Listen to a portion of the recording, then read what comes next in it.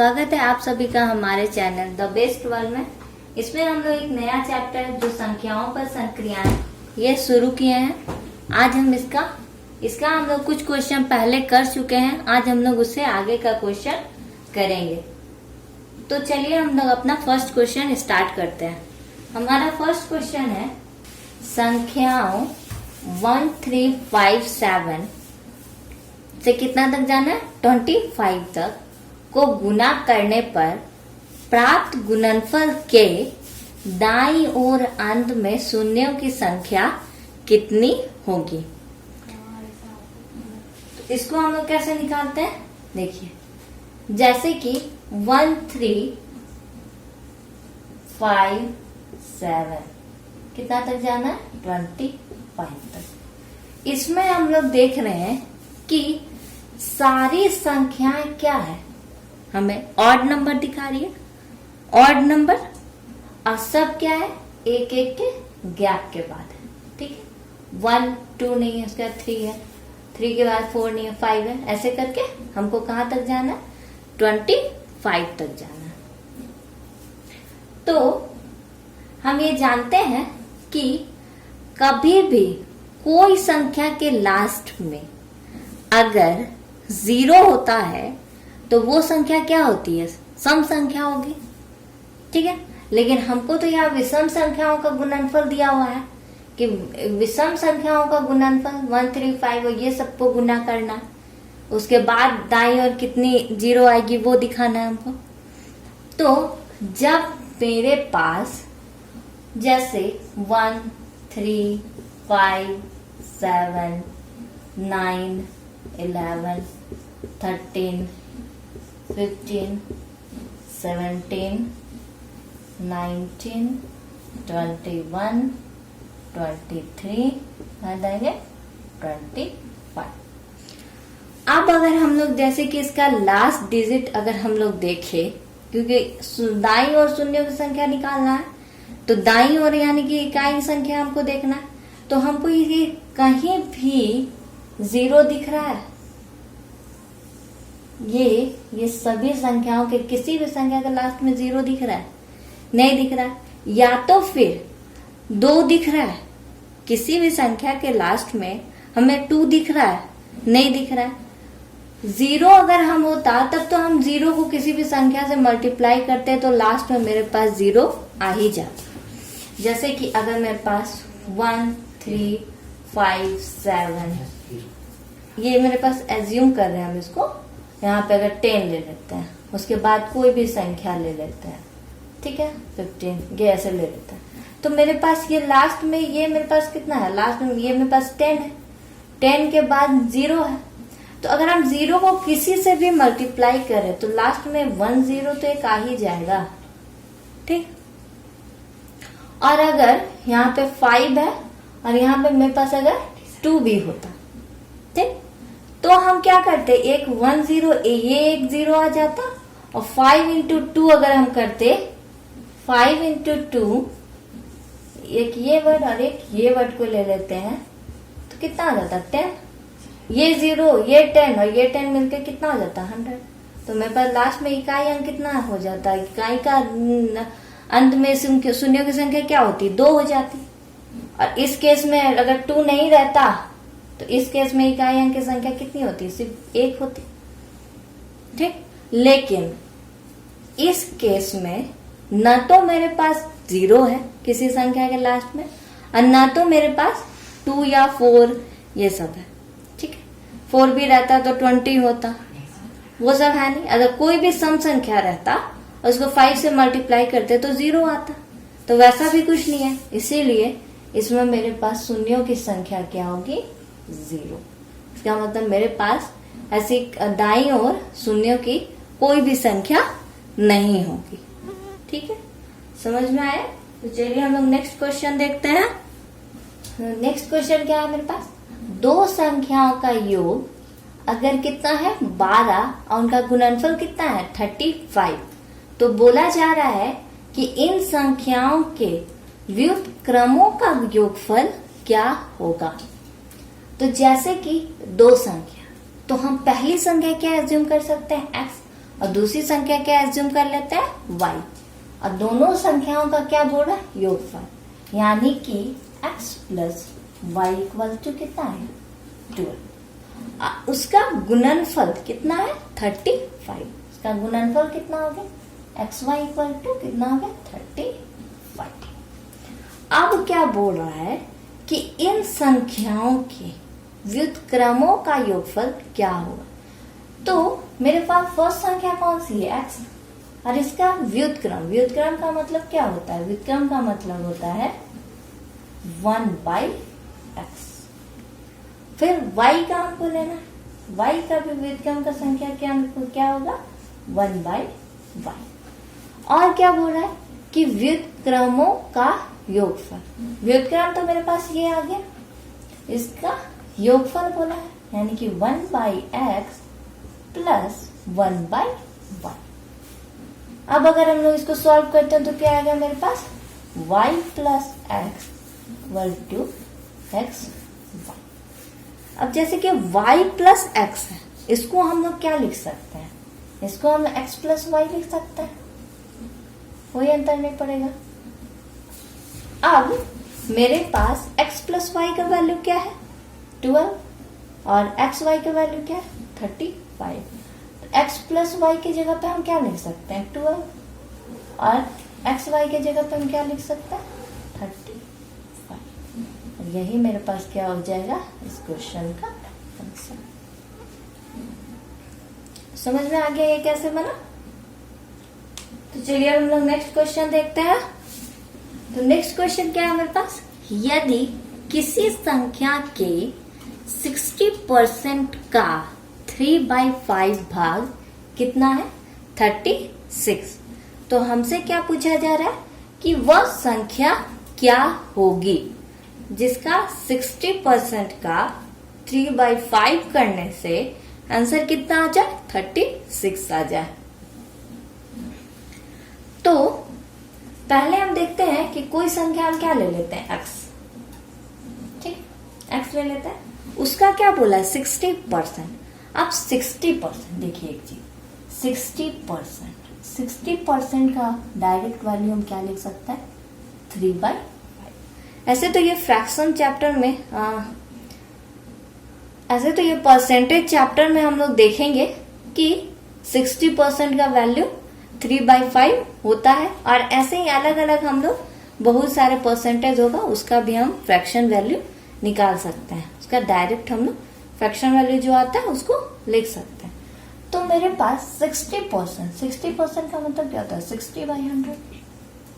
ये cut cancel out हो गया, 3 और 5, 2 टाइम 3/5। तो ऐसे मेरे पास आ गया 3/5। तो हम लोग अपना समय बचाने के लिए 60% को डायरेक्ट क्या लिखेंगे, 3/5। ठीक, का क्या दिया हुआ है, 3/5, उसका भी 3/5 अगर हम करते हैं तो उसका वैल्यू कितना दिया हुआ, 36। अब हमको उसका संख्या पूछा है, यानी कि x का वैल्यू। अब जैसे हम ये क्या करेंगे, x का वैल्यू के लिए 36 है, 5 नीचे वाला अंदर जाकर ऊपर में जाता है, 5 × 5 हो जाएगा, और ये जो ऊपर में यहाँ जाकर क्या हो जाएगा, नीचे में आ जाएगा। ठीक है, अब इसको हम कैंसिल करते हैं, 12, सो कैंसिल करेंगे 4। हम लोग इसको मल्टीप्लाई करेंगे तो क्या आएगा, 5 × 5 25 × 4 100। यही मेरा इसका क्या हो गया, आंसर। ठीक है, तो चलिए हम लोग नेक्स्ट क्वेश्चन देखते हैं। तो नेक्स्ट क्वेश्चन क्या है मेरे पास, किसी धनात्मक प्रॉपर फ्रैक्शन भिन्न तथा उसके व्युत्क्रम का अंतर अगर 9/20 है तो वह भिन्न क्या होगा। ठीक है, ये निकालना है हमको। तो हम एक क्या ले लेते हैं, फ्रैक्शन, यानी कि भिन्न। तो हम लोग बोलेंगे एक भिन्न, हम लोग क्या ले लेते हैं, x/y। अब उसका क्या बोला है कि उसका व्युत्क्रम लेना है। तो x/y का व्युत्क्रम क्या होगा मेरे पास, y/x। y बाई एक्स होगा। तो हमको क्या बोला है कि भिन्न तथा उसके व्युत्क्रम का अंतर, यानी कि भिन्न है मेरे पास x बाई वाई और उसका व्युत्क्रम है y बाई एक्स, और दोनों का अंतर कितना है 9/20। तो मेरे पास क्या है x by y minus y by x equal to कितना है 9/20, ये है। अब हम इसको निकालते हैं, जैसे कि इसको सॉल्व करेंगे तो मेरे पास कितना आएगा x square minus y square divided by x y equal to 9/20। ठीक, इसको अगर हम सॉल्व करते हैं, ये मेरे पास क्या है a square minus b square का फॉर्मूला में है x square minus y square, तो इसको हम क्या ले लेते हैं a square minus b square.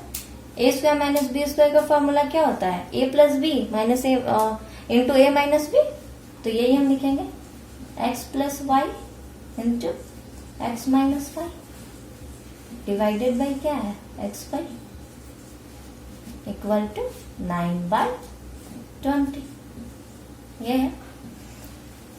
अब मेरे पास ये वैल्यू आ गया। अब मेरे पास यहाँ क्या देख रहे हैं x बाई वाई का वैल्यू क्या है 20। तो हमको ये सोचना होगा कि हम ऐसा कौन सा 2 डिजिट को मल्टीप्लाई करें जिससे मेरा वैल्यू क्या आ जाए 20 आ जाए। तो अगर हम 4 और 5, जैसे कि अगर हम 4 और 5 को मल्टीप्लाई करते हैं तब मेरे पास 20 आता है, और किससे आता है 10 और 2 को अगर हम लोग मल्टीप्लाई करते हैं तो मेरे पास क्या आ जाता है 20 आ जाता है। तो हम लोग इसमें से इसमें से ये दोनों को क्या करेंगे, इसमें रखकर देखेंगे कि किसको रखने से मेरा वैल्यू क्या आ जाए 9/20 आ जाए। ठीक है, तो जैसे कि हम पहले हम क्या ले लेते हैं 4/5 ले लेते हैं। ठीक है, 4/5 ले लेते हैं। तो हम क्या करेंगे 4/5, यहाँ पे हम क्या करेंगे कि लेते हैं 4 प्लस 5,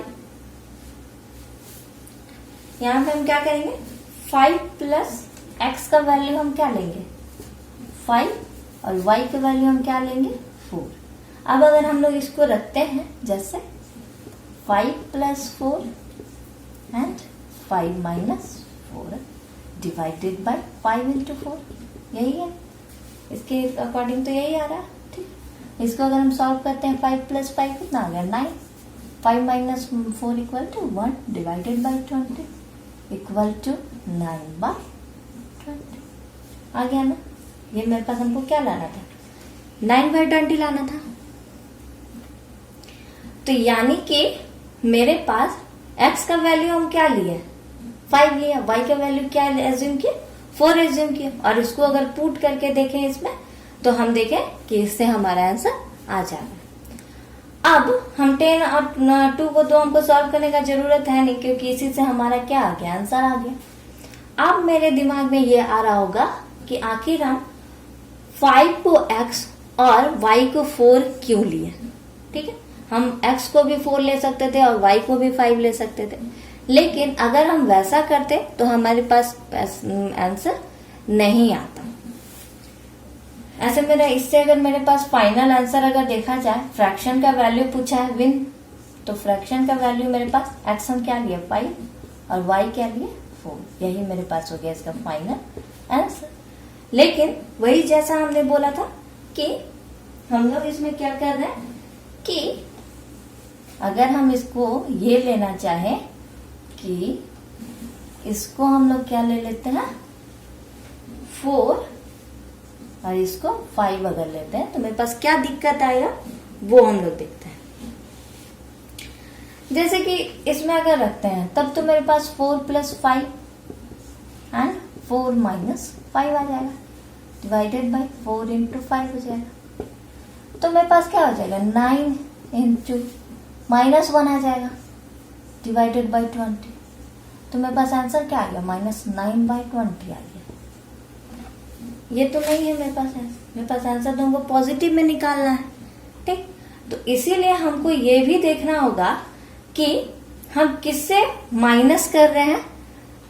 हम अगर x और y को माइनस कर रहे हैं तो y को पहले लिखे हैं, इसका मतलब x बड़ा होगा y से, तभी हम x को y से माइनस किया, हमारे पास पॉजिटिव वैल्यू आया। इसीलिए हम x को क्या लिए थे, 5 लिए थे और y को 4 लिए थे, तब मेरे पास आंसर क्या आ गया था, 9/20। तो आप लोगों को क्लियर हो गया। तो चलिए अब हम लोग नेक्स्ट क्वेश्चन देखते हैं। नेक्स्ट क्वेश्चन क्या है मेरे पास, यदि n एक प्राकृत संख्या हो तो 6n² प्लस 6n निम्नलिखित में से किससे पूर्णतः विभक्त होगा। तो प्राकृत संख्या का मतलब क्या होती है, वैसी संख्या जो 1 से स्टार्ट हो और कहां तक जाए, इंफिनिटी तक जाए। ठीक है, तो जैसे कि n का वैल्यू हम क्या क्या ले सकते हैं, 1 2 3 4 से कहां तक ले सकते हैं, इनफाइनाइट तक ले सकते हैं। ठीक है,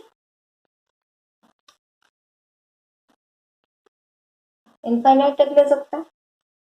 अब हमको क्या करना है कि 6n², मेरे पास इक्वेशन क्या है, 6n² प्लस 6, उसमें हम क्या करेंगे, n का वैल्यू पुट करेंगे। कौन सा, जैसे कि n का वैल्यू हम क्या करते हैं, 1 पुट करते हैं, तो क्या आएगा मेरे पास 6, 1 का whole square plus 6 into 1 equal to क्या आ गया, 6 प्लस 6 इक्वल टू 12। अब हम क्या करेंगे, n इक्वल टू 12 रख के देखेंगे, सॉरी 2 रख के देखेंगे, तो मेरे पास क्या आएगा वैल्यू, हम देखते हैं, 6 2 स्क्वायर प्लस 6 इंटू 2, कहाँ से आया, ये जो हमारे पास दिया हुआ है उससे आया, 6n का स्क्वायर, n मेरे पास है 2 का स्क्वायर, 6n 6 इंटू 2। अब मेरे पास क्या आएगा, 6 इंटू 2 का स्क्वायर का मतलब 4 प्लस 12 इक्वल टू क्या आएगा, 24 प्लस 12 इक्वल टू क्या आ गया मेरे पास, 30। तो हम लोग देख रहे हैं कि जब हम n का वैल्यू 1 और 2 रखते हैं तो मेरे पास क्या क्या आ जाता है, 12 और 36 आ जाता है।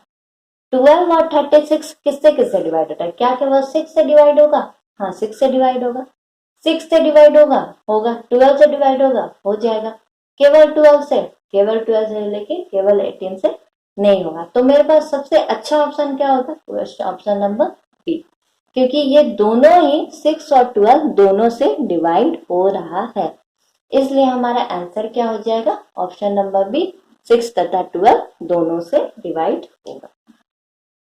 तो चलिए अब हम लोग नेक्स्ट क्वेश्चन देखते हैं। नेक्स्ट क्वेश्चन क्या है मेरे पास, दो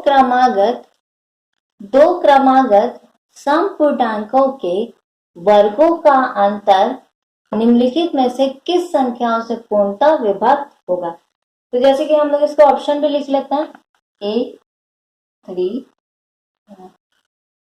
बी ऑप्शन कौन सा है 4, सी का ऑप्शन है 6 एंड जी का ऑप्शन कौन सा है। अब हम लोग इसको कैसे सॉल्व करेंगे कि दो क्रमागत समपूर्णांक, तो दो क्रमागत समपूर्णांक मेरे पास कौन कौन सा हो सकता है, यानी कि 2 4 6 8 10, ये सब मेरे पास क्या है, क्रमागत सम संख्याएं हैं। इसमें से हम कोई भी दो क्रमागत सम संख्याओं को लेना है और उसके अंतर ज्ञात करने के बाद कौन सी संख्या से पूर्णतः विभक्त होगी वो हमको देखना है। तो हम पहले कौन कौन सा दो क्रमागत समपूर्णांक लेते हैं, संख्या लेते हैं 2 और 4। अब हमको इसका वर्गों को माइनस करना, यानी कि 4 का स्क्वायर माइनस 2 का whole square equal to 16 minus 4, कितना आ गया 12। फिर नेक्स्ट हम लोग क्या लेते हैं, संपूर्णांक 6 एंड 8 ले लेते हैं। तो फिर क्या करेंगे, 8 square minus 6 square equal to 64 minus 36। क्या आ गया मेरे पास,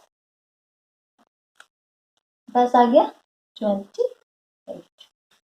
अब हमको देखना है कि ऐसा इसमें से ऐसी कौन सी संख्या है जिससे कि 12 और 28 दोनों विभक्त होता हो।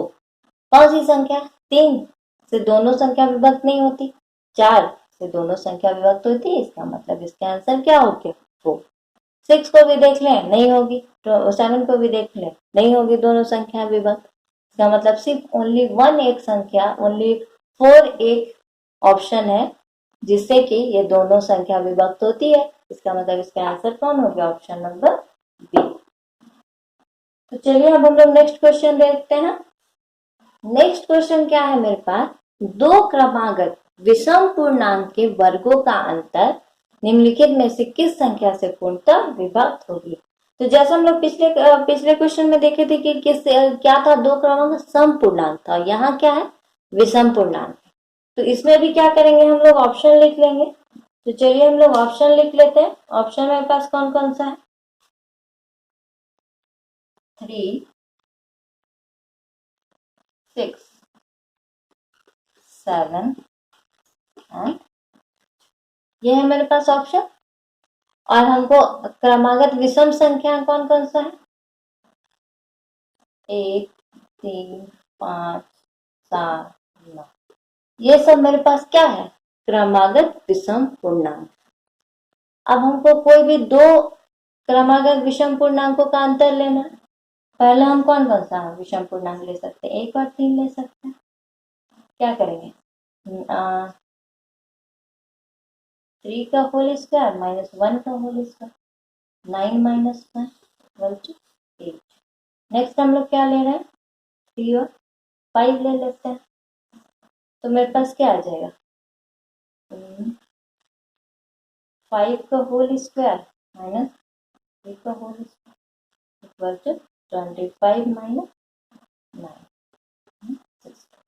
अब हमको क्या देखना है कि ये दोनों संख्याएं इस ऑप्शन में से किससे दोनों संख्या विभक्त होगी। 3 से क्या दोनों संख्या विभक्त होगी, नहीं। 6 के से नहीं, 7 से नहीं। तो एक मेरे पास ऑप्शन कौन बचा, डी 8, जिससे दोनों संख्याएं क्या होती है विभक्त होती है। इसका मतलब मेरा इसका आंसर कौन सा हो जाएगा, ऑप्शन नंबर डी। तो आज का हमारा क्लास यहीं खत्म होता है। अगर आप लोग को इसमें कोई भी डाउट हुआ हो तो हमारे कमेंट बॉक्स में लिख सकते हैं। और अगर आपको हमारा ये वीडियो अच्छा लगा हो तो हमें सब्सक्राइब करें और लाइक करें। Thank you.